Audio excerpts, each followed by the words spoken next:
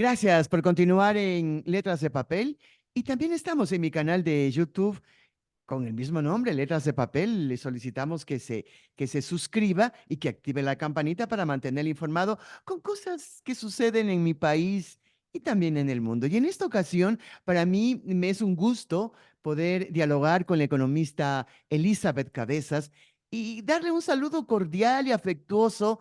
Tuvimos una entrevista hace unos días atrás y la gente me decía, bien, muy clara la economista, que debo entrevistarle otra vez más. Y justo el tema apareció ahora y vamos a hablar más adelante justamente sobre lo que está sucediendo en el país primero y con eso lo vamos a ir correlacionando. Pero antes, un saludo muy especial, mi querida economista. Bienvenida. Muchísimas gracias, Isabelita. Para ti, un abrazo fuerte. No hemos hablado ni hemos contactado durante este año, así que aprovecho para desearte éxitos, muchas felicidades, que Dios te colme de bendiciones durante el año 2024 y también a todos quienes siguen este programa y esta emisora. Así que para todos ustedes, ecuatorianos que nos escuchan, también la mejor de las suertes y muchísimas bendiciones para este nuevo año. Solo una cosita, no me llegó los regalos todavía. Yo creo Muy que mi Papá pronto. Noel se equivocó de radio, capaz que te has cambiado de emisora. ¿Cómo no iniciar este diálogo justamente haciendo un pequeño análisis muy corto sobre lo que está sucediendo? A todos los ecuatorianos nos tienen vilo y encerrados en casa, pero yo quisiera preguntar al economista, ¿las decisiones que está tomando el presidente de la República, positivas o no? Bueno, yo creo que en este momento difícil en el ámbito de la seguridad del país requiere primero tomar decisiones que creo que no se han hecho durante varios años y luego tomar decisiones fuertes, firmes y duras que generen precedentes para evitar que estos hechos de violencia y además en el tema de narcotráfico sigan tomando más cuerpo en nuestro país y abarcando a una población joven que está ávida de trabajo y que tiene muchísimas necesidades, pero que ven en eso una fuente fácil de dinero y unos mecanismos, yo diría, rápidos de acceder a otros beneficios que en el medio normal y en el ámbito laboral no los han encontrado. Entonces, yo creo que es un llamado de atención también a la sociedad en general para entender de que este momento hay que generar bases y respaldos sociales, apoyo a todas las jóvenes, sobre todo, que necesitan en este momento trabajar. Yo creo que ese también tiene que ser un paralelo y un puntal de trabajo para el gobierno en la forma actual. Y demostramos además los ecuatorianos que en estos escenarios duros y difíciles no solamente hay que tomar medidas duras, sino también hay que tener esta capacidad de resiliencia, es decir, ir viendo qué otros caminos y qué otras alternativas tomamos, porque lo hemos venido demostrando históricamente. Esta no es la primera ni será la última crisis por la que atraviesa el país. Hemos tenido crisis económica, hemos Así tenido es. la dolarización, hemos tenido migraciones masivas, hemos tenido terremotos, hemos tenido penosamente muchos tipos de crisis y gracias a Dios y gracias a la valentía de los ecuatorianos hemos sabido salir adelante y creo que ahora es un obstáculo más, pero no el fin del mundo. Así que más bien hay que darnos ánimo y fuerza entre nosotros y unidos, yo creo que vamos a salir nuevamente hacia adelante.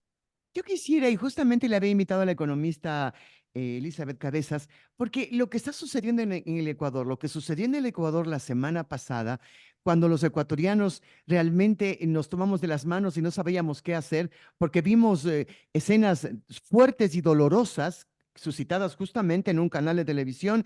Hemos visto igualmente delincuentes armados que ingresan a domicilios, que ingresan a supermercados. Pero yo quisiera trasladarme unos años atrás y justamente yo quisiera que el economista nos comente lo que sucedió allá en Guayaquil en julio del año de 1965, cuando a un joven marino le encomendaron justamente la difícil tarea de poner orden en ese momento en Guayaquil. Él era bueno, él era Napoleón Cabezas Montalvo, el primer jefe del Cuerpo de Infantería de Marina.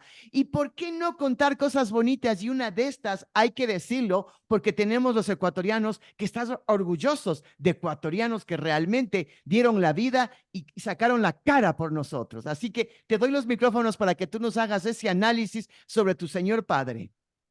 Muchísimas gracias, Isabelita, y a todos los ecuatorianos, sí, compartirles esta historia que más allá del vínculo afectivo y del orgullo que me representa como hija de Napoleón Cabezas Montalvo, también representa una muestra yo diría, y una clara demostración de que cuando se toma una decisión y que cuando se tiene, yo diría, la fortaleza moral y también el respaldo político para hacer una acción, las acciones tienen que ejecutarse más allá de los costos que a futuro uno pueda tener. Y Así es. justamente en julio del año 1965 había una junta militar en el Ecuador y un grupo de jóvenes en Guayaquil, juntamente con grupos delincuenciales y grupos de activistas, se sumaron para hacer varios actos en contra de esta junta militar y se generaron en Guayaquil saqueos, huelgas, rotura de infraestructura pública, es decir, un caos que era de magnitud importante y en la cual, como tú hiciste referencia, justamente se le dio la instrucción de que sea la Infantería de Marina la que salga a las calles a poner orden. Y quien era el primer comandante fue mi papi, Napoleón Cabezas Montalvo, que en ese momento tenía el grado de alférez, apenas era Era muy joven. muy joven, así es. Y efectivamente, él lo que hizo fue cumplir a cabalidad con esta disposición. Y salió el batallón de la Infantería de Marina y en las calles, pues obviamente empezaron a arrestar a todos aquellos que estaban haciendo desmanes en la vía pública. Y vale la pena comentarte, justamente hay un libro que recoge la vida de mi padre que se llama Recuerdos de su vida contra el almirante Napoleón Cabezas Montalvo, escrito por el Instituto de Historia Marítima. Podemos mirarlo, Entonces, podemos mirarlo. Miremos el perdón, libro, miremos la carátula del libro. ¿Ya? está aquí, no sé si lo logran ¿Sí? visibilizar, ustedes no Ujú. están mirando. Entonces, en este libro se recoge gran cantidad, yo diría, de los momentos más relevantes en la vida de Napoleón Cabezas Montalvo y su rol en los distintos estamentos. Pero concretándonos al que hoy estamos comentando, sale mi padre con los miembros de la Infantería de Marina, arrestan a esta gran cantidad de jóvenes en ese momento. Ahora hay muchos, y te voy a dar el nombre de algunos importantes jóvenes que en su momento Estuvieron allí, ¿ya? fueron parte de este grupo y efectivamente son arrestados y llevados al pabellón de la Infantería de Marina. En ese momento, pues, les arrestan, les someten, como en esos momentos en los ámbitos militares se decía, a varios trabajos fuertes, a castigos, etcétera, etcétera. E inclusive lo que se dice es que muchos fueron rapados, porque acuérdate que en ese año, 1965, La había mucho melena, joven pelo largo por el tema de los hippies y toda esa claro, corriente que ajá. se daba, ¿no? Entonces les rapan y efectivamente estos chicos son sometidos a estos tratamientos fuertes y sanciones militares en su momento. Pasaron los años y una vez que mi papá le tocaba el ascenso a su grado superior, uno de los pretextos, por decirlo de alguna manera, fue en el año 1968, fue que sus actuaciones fueron exacerbadas y fueron exageradas y que inclusive dice fue acusado de excesos en el trato de todos estos jóvenes que fueron arrestados. En esa euforia de ese momento, tú entenderás, me imagino yo, se dieron todos estos hechos y sin embargo él ha sido un hombre de lucha, ha sido un hombre además que siempre ha considerado que tiene la verdad en sus actuaciones, fue luego ya liberado de estas acusaciones y efectivamente hizo su carrera pues de marina hasta llegar a los niveles que llegó de almirante ya en su avanzados años de servicio a esta carrera marina. En todo caso, lo que yo he puesto en ese artículo que te he compartido y que incluso lo publico semanalmente en un diario de la ciudad de Riobamba, es que para estos momentos duros necesitas hombres reacios, A eso decididos, iba, ajá. de temperamento, ¿no es cierto? Porque definitivamente estas situaciones de crisis no pueden ser combatidas con acciones tibias. Entonces, hoy que estamos viviendo una situación tan compleja como la que estamos viviendo, yo sí soy de la idea de que el gobierno en general y las Fuerzas Armadas, que ahora están además con todas sus potestades y poderes, tienen que hacer valer el peso de la autoridad sobre estos grupos delincuenciales que lo que han tratado es de poner miedo y desorden en la ciudad y en el país en general. Volviendo a tu señor padre, ¿cuántas personas arrestó y cómo se hizo el trabajo? Porque Guayaquil en esos años, estamos hablando unos 30 años atrás, era mucho más pequeño. La gente no era tan agresiva, porque ahora se tienen que enfrentar los militares realmente con gente llena de odio y además con una tecnología que supera todos los límites, inclusive al mismo armamento que tiene el ejército o la policía. Pero en ese entonces, remontándonos al año 65, ¿cómo fue? ¿Cómo fueron los hechos para poder comparar y remontarnos a la historia y amar la historia porque es parte de nuestras vidas, de cada ecuatoriano?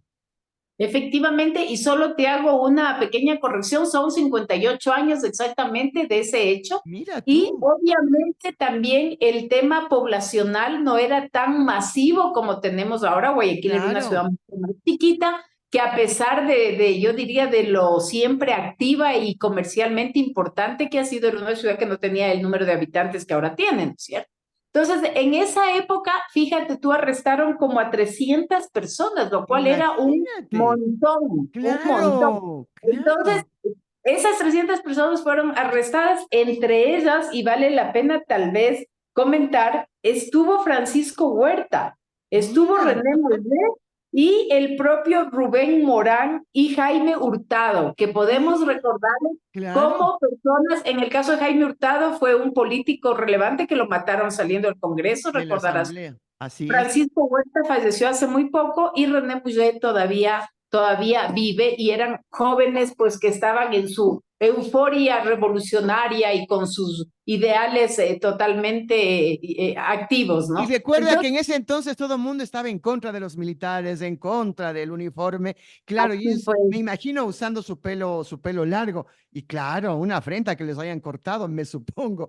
¿Quién toma la Bueno, decisión de raparlos? ¿Quién toma la decisión bueno, de raparlos? ahí hay toda una discusión. Muchos dicen que fue mi papá el que dio la orden, ¿no es cierto? Pero otros tantos dicen que mientras mi papi estaba en el operativo en la calle y llegaban los arrestados, hubo otro miembro de la Armada, que no recuerdo el nombre, que tomó la decisión de cortarles el pelo. Pero que sin embargo, en vista de que mi papá era el comandante, él asumió Claro, las responsabilidades. tenía que asumir. Dijo que sí, que efectivamente era una decisión que él había asumido y por lo tanto también chupó las consecuencias de la decisión, al punto de que hubo un editorial muy importante en esa época en uno de los periódicos quiteños que titulaba La cabeza de cabezas, porque Ujú, todos ¿verdad? pedían, pues obviamente, que le saquen de la Marina, que le voten y que le den los castigos en función de las arbitrariedades, entre Claro. comillas, que supuestamente él había realizado en contra de estos jóvenes. Ahora, aparte de esto, algún hecho trascendental que hizo tu señor padre en ese entonces, cuando estaba todavía joven? Bueno, hay muchísimos en este libro se hace un compendio importantísimo de varias de esas otras acciones. Él fue también designado, y esto te comento porque nosotros vivíamos en Guayaquil con él, pues yo era muy chiquitica, yo tenía 2 años, y él fue designado también por este temperamento tan reacio y tan fuerte como director en las aduanas, en el puerto marítimo. O sea, poner mano dura.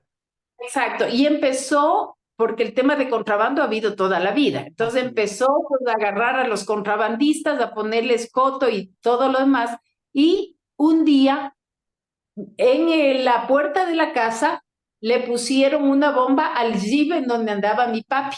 Ay, no te Entonces, puedo creer. él va al almuerzo y mientras estaba en el almuerzo al mediodía, él salía más o menos 2:30 de la tarde, esto me contó mi mamá, y se ha quedado dormido.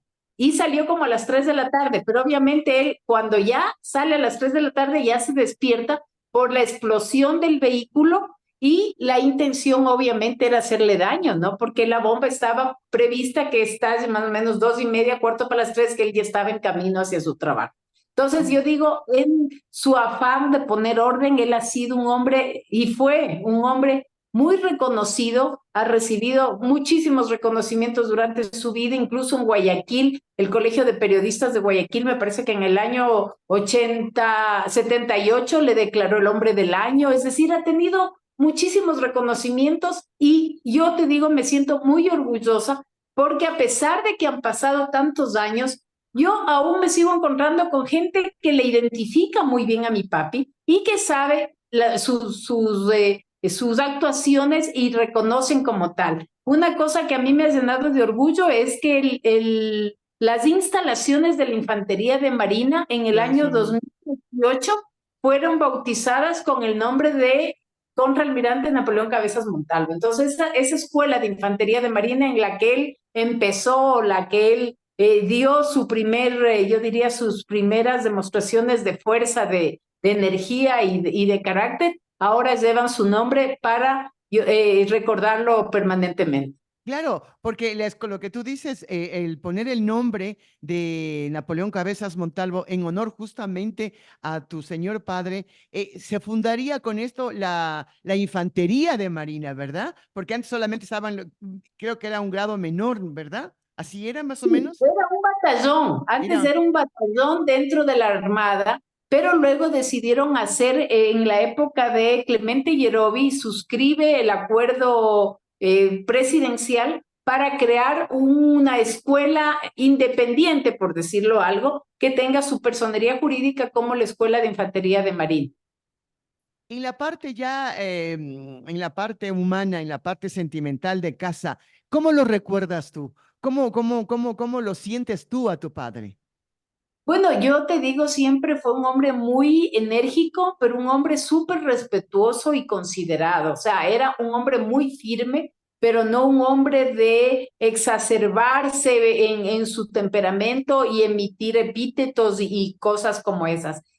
Tenía un temperamento súper agradable, era un hombre muy carismático y eso debo reconocerlo, Era muy alto, era muy alto, ¿verdad? era muy alto, era fornido, como yo le decía, imponía presencia donde él se Claro. encontraba y era un hombre que era muy querido en todos los niveles porque además un gran mérito, y eso yo te voy a contar una anécdota, él también se preocupaba por la tropa y por la gente de escasos recursos. Qué Y bueno. cuando él estuvo en varios de sus actividades e inclusive en la Infantería de Marina, creó un grupo de vivienda y generó vivienda para muchísimos de los miembros de la Infantería de Marina y esto posteriormente en los distintos cargos que tuvo. Entonces siempre lo recuerdan y una anécdota que te la comparto y la comparto con quienes nos escuchan. Un día en Guayaquil yo tomé un taxi. Estoy Ya, hablando hace muchos años porque no he ido a Guayaquil así de manera frecuente, pero yo estudié en Guayaquil, como tú sabes, así y es. yo ya vivo aquí en Quito desde hace 36 años, desde que me casé. Y algún momento que fue a Guayaquil por algunos temas, tomé un taxi y en el taxi justamente íbamos para la base sur. Entonces, conversando con el taxista de alguna cosa, creo que me preguntó que cómo así iba y le dije este tema, y él había sido un marino retirado. No te Y él puedo creer le que conocía a mi ya. papá. Entonces, no me No, qué dice, lindo. cabezas, yo le tengo el mejor grato recuerdo. Me dice, aquí justamente cerca de del Puerto Marítimo, es toda la zona del 10 y es la parte de la 25 de julio, es la parte sur de Guayaquil, como quien dice, o era, porque ahora está mucho más extenso, ¿no es cierto? Entonces, dicen nosotros, mi casa, dice, es justamente parte de un plan de vivienda que impulsó su papá cuando era director de la cooperativa. Qué Entonces, lindo. hay cosas humanas tan lindas y que realmente me llenan, como hay las otras facetas como esta de trabajo, de firmeza, y otras, como el tema deportivo. Él fue el director del equipo del Nacional Del cuando el Nacional. Nacional fue tricampeón. Entonces, Ujú. tiene un ámbito de acción tan amplio que le permitió tener demasiados contactos con gente, muchas personas le conocían, fue el que impulsó la construcción de las piscinas olímpicas en Guayaquil cuando se hizo unas olimpiadas de natación. Entonces, hay muchas cosas que contar y de las cuales yo te digo como hija me enorgullece y obviamente transmito a mis hijos también, pero sobre todo dejo el nombre de él bien sentado a través de mi trabajo, de mis acciones, siempre obviamente recordando esas buenas acciones que mi padre tuvo en su vida. Nos quedan pocos minutos, pero no puedo dejar de preguntarte, siempre junto a un buen hombre existe una gran mujer también. ¿Cómo fue la relación con tus padres? Tenemos apenas 3 minutos. Bueno, sabes que mis padres, mi mamá fue una mujer muy tranquila, yo diría en términos de comparar temperamentos, mi mamá muy tranquila versus un temperamento Claro. muy activo de mi padre. Eh, yo creo que ese fue uno de los principales inconvenientes en su relación y también el tema de movilidad de mi papá de un sitio al otro hizo que ellos se separen cuando yo tenía corta edad, me parece que unos 5 o 6 años, pero la relación, a pesar de que no convivieron como pareja, era una relación súper respetuosa y eso es lo que a mí más me llena, porque era un hombre que te digo un caballero, que ya de los que no conoces con facilidad y de los que pocas veces has visto. Entonces, a mí me queda ese ejemplo primero de hombre bueno, respetuoso, considerado, y de obviamente de mi madre, una mujer que se dedicó a sus hijos, que nos quiso siempre hasta el último y que ha dado siempre su protección y su cariño para nosotros. De los dos lados, yo digo, no siempre las cosas van juntas y pueden ser felices, pero yo creo que cada uno en su carril nos dio felicidad, seguridad y sobre todo nos hicieron que les respetemos y los queramos y los recordemos ahora que ya ninguno está con nosotros con significativa, yo diría, generosidad, amor y todos los méritos que ellos nos entregaron. No me resta más que agradecerte, mi querida Elizabeth, por habernos compartido esta fase maravillosa de tu vida con tu Señor Padre. Que Dios lo tenga en su gloria. Y claro, tenemos que replicar cosas bonitas y cosas buenas de hombres maravillosos y excelsos que ha tenido el Ecuador, porque sí los ha tenido y aquí es un ejemplo de aquello. Así que para mí un abrazo, que Dios te bendiga y que sigas adelante, mi querida Elizabeth. A ti, Isabelita, gracias por esta oportunidad y a todos los ecuatorianos un abrazo grandísimo y como tú dices, recordemos y valoremos las cosas buenas que los ecuatorianos sí tenemos y no ver muy lejos. A veces tenemos al lado a nuestros Así padres, es. nuestros hermanos, nuestros familiares que tienen mucho que contar y de los cuales tenemos que saber reconocer sus méritos y sus virtudes. Muchísimas gracias.